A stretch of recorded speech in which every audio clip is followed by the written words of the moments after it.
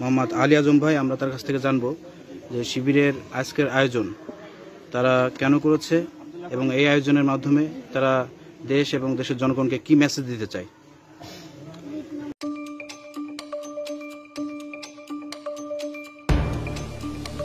কুরআন দিবস উপলক্ষে বোয়ালমারীতে ছাত্র শিবিরের আয়োজনে ফ্রি মেডিকেল ক্যাম্প অনুষ্ঠিত হয়েছে।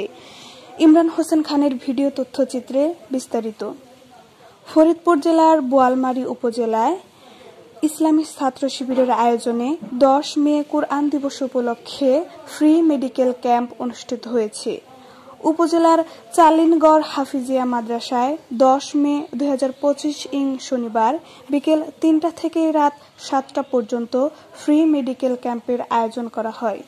অনুষ্ঠানে প্রধান অতিথি হিসেবে উপস্থিত ছিলেন বোয়ালমারী উপজেলার জামায়াতে ইসলামীর আমির হাফিজ মাওলানা মোহাম্মদ বিলাল হুসাইন, বিশেষ অতিথি বোয়ালমারী পৌরসভার সেক্রেটারি হাফিজ মাওলানা সৈয়দ সাজ্জাদ আলী। অনুষ্ঠানে সভাপতিত্ব করেন আলী আজম খান।